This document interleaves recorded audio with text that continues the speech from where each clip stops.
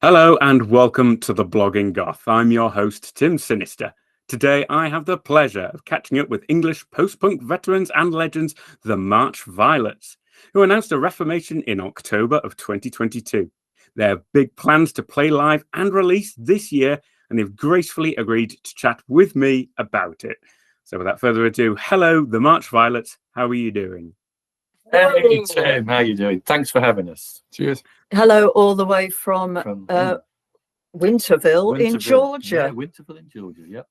See, that's incredible. Obviously, this is something I really want to get into, is that you're out there in North America, in Georgia, where I know Tom is currently based, working on kind of music production. So before we get into the meat of things, do you want to tell me a bit about the projects you're currently into, outside of the Violets? And please, Yeah, absolutely. I mean, I started the studio kind of like, I was doing a lot of film scoring with indie directors up in Michigan, and it kind of started off as a little production suite for that. And then, as you know, we had the whole bottom of the house was unfinished. So I thought, well, when we finish off, all the walls and build everything in here, it would be a good idea to sort of expand it so I could get bands in.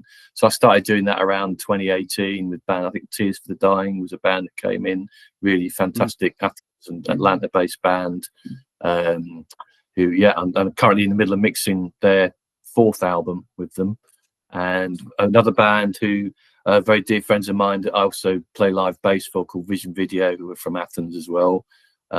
They're gearing up to, I think they've already started to write their next record, their 3rd album. So that'll be something that kind of like permeates throughout the year. I think that one I've done because everyone's so busy throughout the first half of this year, where it's going to be fitting in recording and stuff like that all around that as and when we can. So yeah, lots happening, and it just seemed like the perfect spot to sort of work with these guys and pull together a brand new March Violets album. Yeah.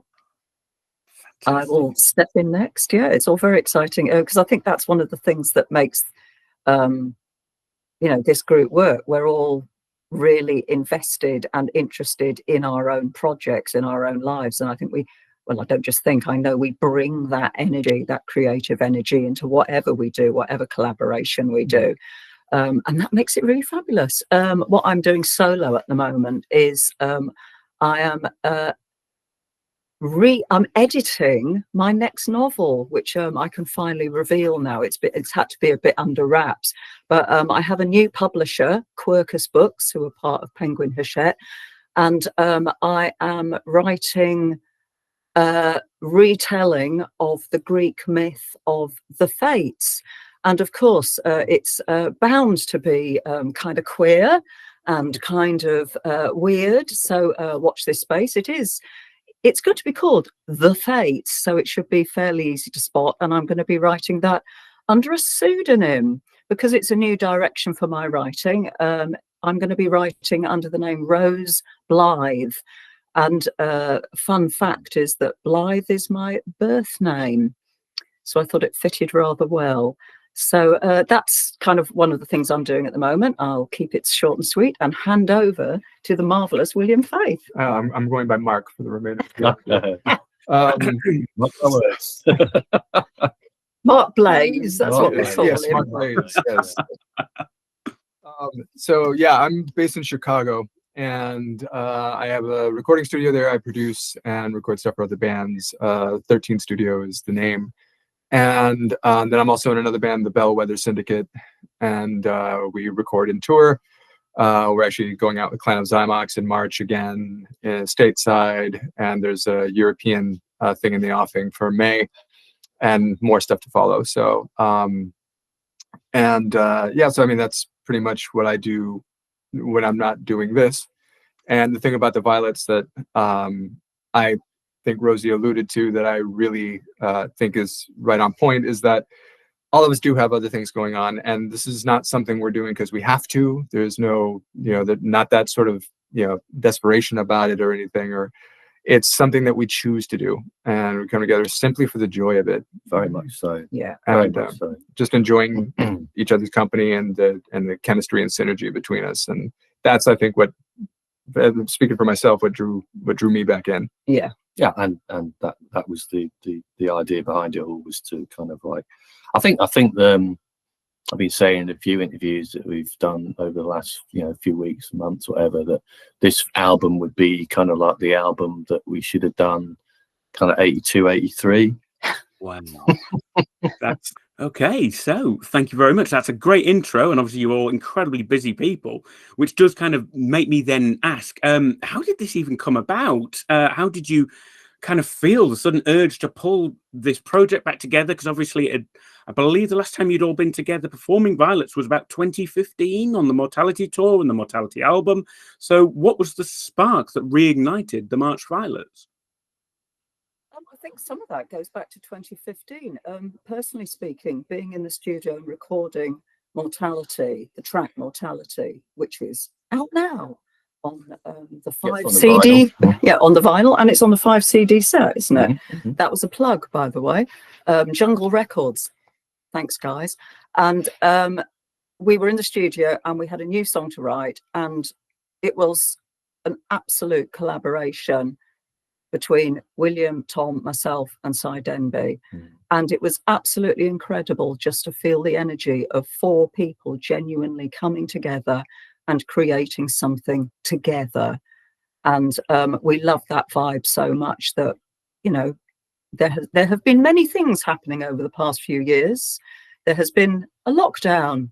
There has been all kinds of stuff going on, but it felt that for lots of reasons, like Jungle Records getting involved at all, it was a case of, well, if we don't do it now, if not now, when? It was all about the timing, because Jungle kind of approached me and said they wanted to, have you thought about basically Botanic Verses is going out of print, what would you be interested in having another look at all the Violets back catalogue? And I went, yes.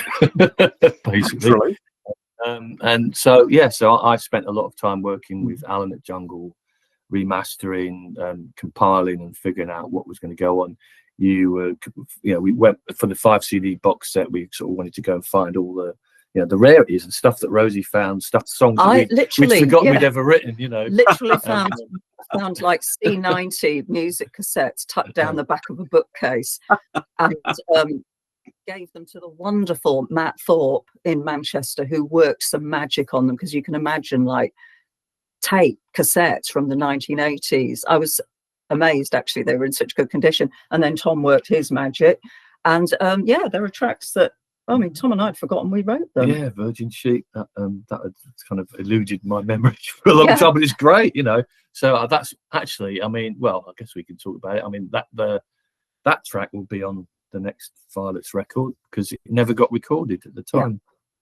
So there's another, I think, Miracle of the Rose is another one we found on a bootleg. It was the condition was too rough to put it on the vinyl, but it's absolutely a song that is from 1982-83 and never got recorded. And so it's like, as well as us writing brand new material, there is a literal return to 1982, because for the first time we are recording tracks that were never recorded. Yeah, so that links in nicely and kind of gives us that vibe to bounce off, and that's kind of what we've been bouncing off for the new songs that we're in the middle of. Literally, today we'll be doing the drum tracks and the arrangement for like 6-7 new ones. Yep. So that's exciting times to be a Violet. I was going to ask then, these reintroducing classic songs, does that mean then that the new album for 2023 is going to really represent not a new direction for the Violets, but if anything, a kind of classic sound? Blend. Yeah, be a blend, because obviously we've all changed since then. It's been 40 years. Mm-hmm. But and a lot less amphetamines. Yeah. Bloody wimp. But it'll definitely be, like William saying, a mix of the two, and using that as the kind of vitality, but also all the stuff that we've sucked up over the 4 decades, and thrown into the mix, and I guess better musicianship and all that sort of thing pays off as well. Maybe sort of like I certainly feel that I have my life is less chaotic and and in strange directions. I mean, I do not want to use the word I've mellowed, because it's not true. I'm just as engaged as I was, but it does feel that there is a difference that comes with time. Yes.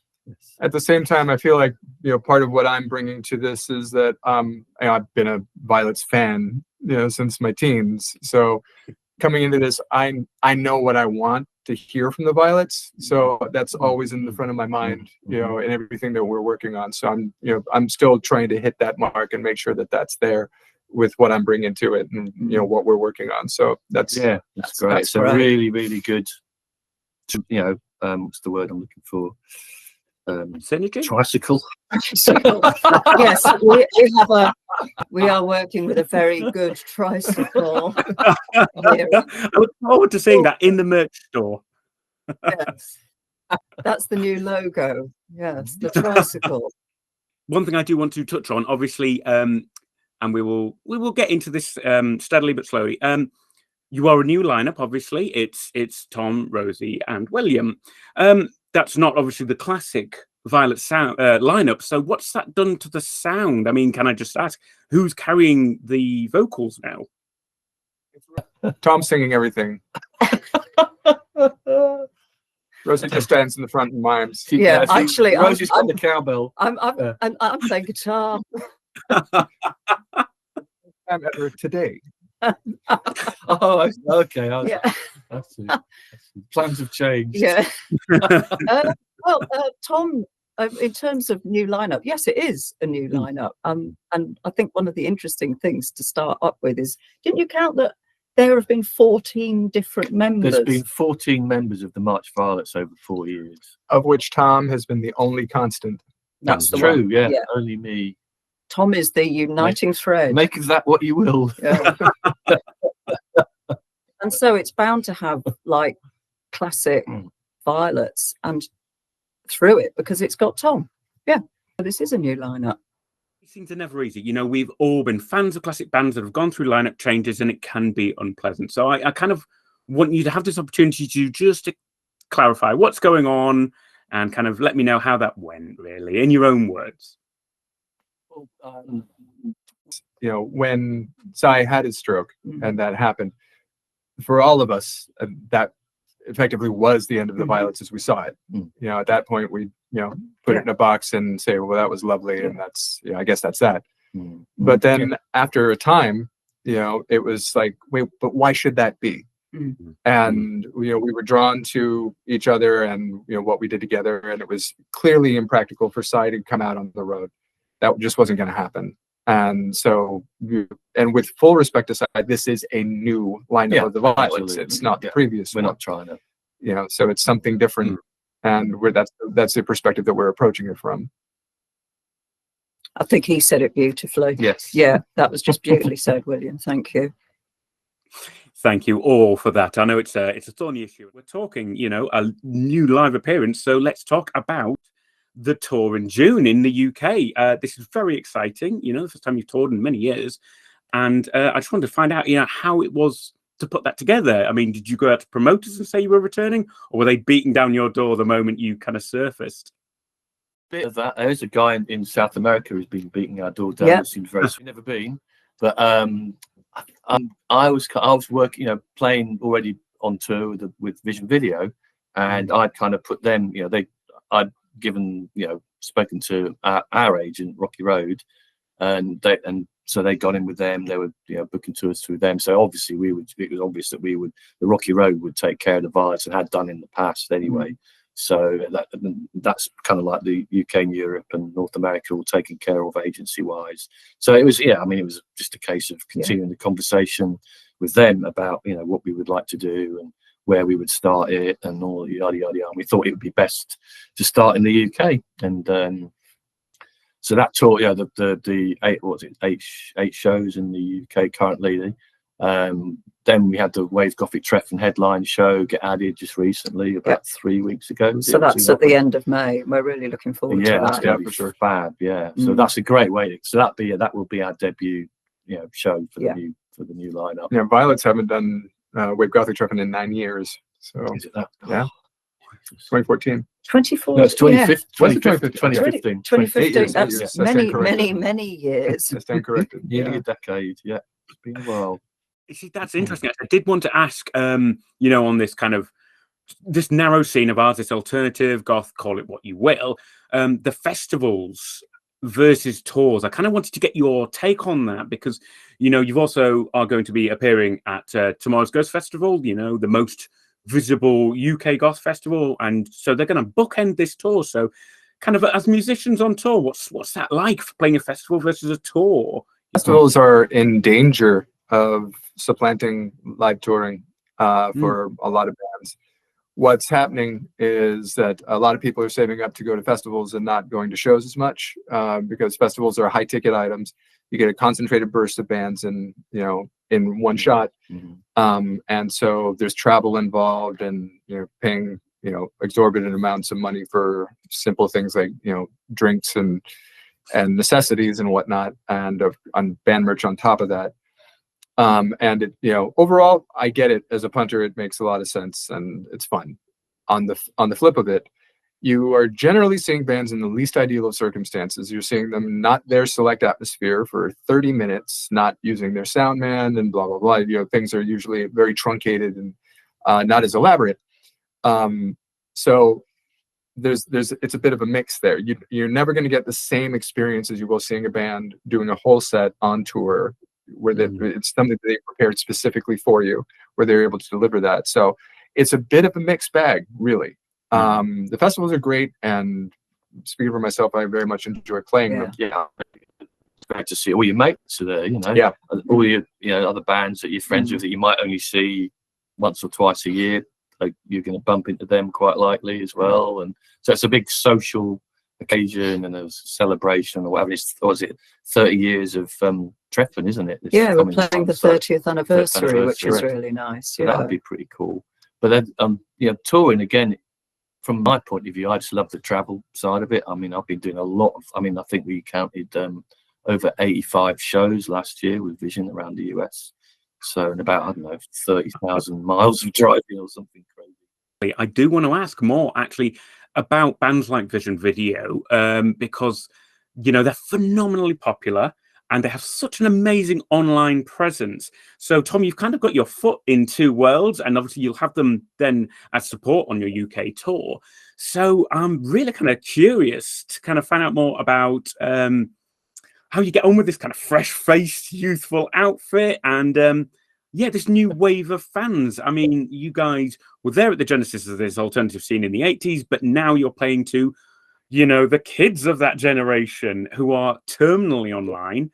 Can you guys talk to me a little bit about what the difference is for you as veterans? They're just like we were when we were kids, which is fab. Yeah. And that's the vibe that I get, and just total sweethearts. I mean, similar political times that we were dealing with. Probably more of them now, I think, seriously, because I mean, things are so clearly demarcated now with tags and bloody labels and all the rest of it, which that's just how things are. But when we were starting, there was no sort of way to describe what anyone was doing. It was kind of all that came later, but so it's harder to define who was in, who was out. It was kind of much more of a cross section of audience that the Violets would have had back in the day. But these days, very much so clearly demarcated. It's like I'm knocked out by the energy. Absolutely knocked out by the energy, and for me, it's absolutely crucial. Because if there isn't the energy of new folk coming up and forming new bands, writing new music, then the scene just becomes a skeleton. It becomes the fossil of itself, and isn't living, and isn't. And it's like, so to see that, like through the decades since we started, there have been new waves, and we're surfing this new one, and the energy is just freaking fantastic. Yeah, good way. And it also feels like it kind of honors what's come before. It's not going, ha, we are the first people ever to wear black eyeliner and fishnet arms. It's kind of, I've met Adria from Tears for the Dying, and she was just really lovely about, wow, the stuff that you did, it really inspired me. And God, that's my work here is done. Yeah. But no, to Rosie's point, there's no future in revivals, No. as Jeff McDonald of Red Cross once said. Yeah. And so that new energy is essential. Otherwise, it's scene starts to eat itself and just ventures into self-parody. So it's got to be moving and evolving. Yeah, and I see loads of evidence. There's so many good new bands out there at the moment touring around. It's it's fab. Really really cool to see. And it's another crucial reason why we write new music. We are not our own tribute band. No. Oh no. And it's like, so it's absolutely vital. We write new music. We're writing all the time because, That's fantastic. That is so encouraging to hear. And I know that, there are a generation of fans who will love to have you back. And then there will be a generation of fans who will hear you for the first time and fall in love with you. So it's great. You bridge it really well. Again, the lovely Matt Thorpe. Hello, Matt, in Manchester. DJs for a great night in Manchester called Sin City. And, of course, outside the DJ box, there's the clipboard with the Sharpie on a piece of string. And he says the track that is most requested, the March Violets track that's most requested by the young folk, is Made Glorious. I absolutely believe it. Social media now is just this passionate, bloody civil war of what's legitimate, what's real, what's true. And I guess I'll throw it out to you all, but William, as the man in the middle, really, having seen the scene change that much, I mean, can you speak to this kind of legitimacy? What makes a true, dare I say it, a true goth band? Right, that one. Let's see, how much time do we have left? But I mean, it depends on whose definition you're using ultimately. As it was in the 80s and definitely into the 90s, which was my sort of heyday, as it were, of creative work. That was we blossomed into this era where the umbrella was actually quite wide, and you had people that were into Dead Can Dance and Mark Almond, Nick Cave, Clannad, Diamant de Galas, Christian Death. It was just very broad, and if that was the definition, then I'm all in. And then right at the end of the 90s, it's this sort of break happened where it returned to this very reductive sort of sense, and it's either you kind of had the EBM thing or the death rock revival, and I wasn't really interested in either, having been there for the original death rock wave. And so then I just kind of fucked off and started doing some other things for a while. But once again, it seems to be kind of back in that era where there's this big sort of what they're calling the post-punk revival, but goth by any other name, kind of came up, and there's loads of bands doing really interesting things. And actually, I think it was Uncle Nemesis, Michael Johnson, who said it best when he said the most interesting goth is coming from non-goth bands. So as bands that are coming in from outside the scene that didn't come up in the clubs, that didn't come up in goth clubs, and that didn't look like Susie or wear fuck tons of makeup. They kind of came in from the outside and developed their own idiosyncratic, specific sound that was theirs, and it just happened to be really goth and post-punk friendly. So people that like that music liked them, but they weren't coming from the same life experience as those of us who have been there for a long time. So consequently, it was this massive influx of new energy and something different, and that started changing the conversation a bit, and then it got exciting again. That was entirely what we were about when we started off in Leeds. It was all about being your real. I mean, we were highly concerned about creating something that was new and exciting and would create the biggest splash possible. I mean, we were pretty obnoxious little bastards, to be quite honest, and but it gained attention, but it also helped that whatever it was that we were creating together, it was good, and it had, there was something to it. And I think everyone who came up in that period around that area, the Sisters of Lorries, Three Johns, Dance Society, all the kind of like the later stuff. It was all everyone was very in their own little pocket and all very focused on doing their thing, but there was no, you know, the scene was the fact that we all just went and drank in the same pubs occasionally. And you guys were creating it. Yeah. There's a really great YouTube video from 1984, which is well worth seeking out, which is of an indie night in Batley, and it's ostensibly, it's just a 2-hour video. It's not a home video, and it's essentially of a goth night. That's what it's called. But it's like, you look at the people who are there and the breadth. You know, you've got hippies, punks, goths, post-punks, people who look like they've wandered in thinking, where's the bingo? And the playlist is incredibly broad as well. And it's really worth remembering that that's what it was like in the early 80s. And it's, you know, we didn't have preconceived notions of what we ought to be playing. I mean, you know, I've said this elsewhere, that like when you listen to some of Los Elliott's amazing bass lines, they're pure funk. Yeah, absolutely. And it's just like, yeah, but they're good. You know, well, we didn't question it. No one was. No. I wasn't going to say that sounds a bit fucking funky. Yeah. It was like, oh yeah, let's do a punk rock riff to that and see what happens. You know, and then had a drum machine.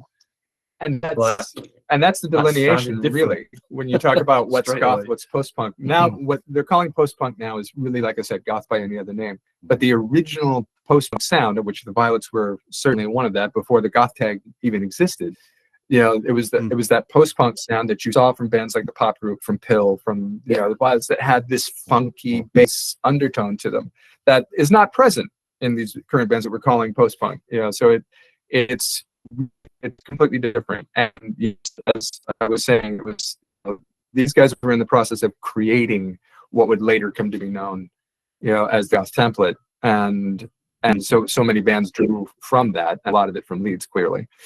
So now, you know, this is in sort of in the 2010s, we saw that similar kind of influx of new energy and new sounds, and people bringing in stuff from outside and sort of creating a lot of what we have now. So that's something that I've enjoyed seeing, you know, and that's the stuff that excites me most of all, not the goth by numbers stuff, of which there's still far too much. And, you know, I'll avoid naming names here, but there's plenty of stuff out there that, like, really, but yeah, the new stuff, the fresh stuff is always, you know, kind of where I look. Fresh blood. And also, personally, on a personal note, I do actually not have the slightest problem with anyone call me goth. But yeah, so there you go. You can call me goth if you want. It's like, just don't call me Mark. Just don't call him Mark. Mark Blaze, Mark Goth. I really, I mean, maybe it's, I don't know, I've had quite a lot of experience being in the queer community, or being called things that are a great deal worse than being called a goth, so I don't care. You can call me what you like. I respect that, you know, and that is a fantastic point of view to take, and I 100% get what you mean. And it kind of dovetails nicely into my next question, and kind of the penultimate question, which is, I always love asking well-established classic veterans like yourselves, how on earth do you explain your legacy? I mean, you are going to get fans who will remember seeing you the first time around, and they will trot out merry to come out and see you because they love you and they have loved you for decades. How do you explain that kind of link with fans? How do you establish that kind of legacy? Any thoughts? I just have, I love our fans, because let's face it, it's like, I mean, it's a no-brainer. Like, without fans, it's like I'm standing on a stage in an empty auditorium. You know, and that's it. Sounds like a YouTube influencer. And it's like, because without fans, it's like, it's not a band. You know, you can write the songs, you can sort of like design the t-shirts, but if you haven't got fans and people who are interested in you and digging the music, then it is just shouting into an empty room. Storming a teacup. Yep. And with no tea. For me, it's an interesting perspective, because I am a fan, and I came into this that way, and so it's you know, we got the best seat in the house, you know, for it. So it's just an absolute pleasure in every sense to get to hear the stories, and also get inside of all this and write my name, however small, on the wall at the end of the day. Yeah, I think you do yourself a disservice there, William. But no, thank you very much, guys. I guess really I'd just like to end and kind of an open-ended one, which is we've talked about Wave Gothic Treffin, we've talked about the UK tour, and we've talked about Tomorrow's Ghosts, which will be in October of 2023. Is there anything else you can kind of tease people with? Any announcements about what might be coming up, what might be new from the March Violets? Certainly looking at getting into Europe after Tomorrow's Ghosts, or around Tomorrow's Ghosts, onto the mainland. So nothing, that we can talk about specifically yet, but that's the plan. And US dates sometime early fall, I would have thought, but again, we haven't, nothing to know that we can. But yeah, so there'll be definitely more live shows this year than we've told everyone about so far. And next year, I mean, who knows? Now that these songs are spilling out, so maybe we'll do another record next year. I don't know, some more touring. Who knows? Who knows? Oh, speaking for the fans, I think we've all got our fingers crossed that this new era in the Violets history is just going to be so much even more productive than anything we've seen before. And I guess we all wish you the best of luck, and we really look forward to seeing you very soon. And I guess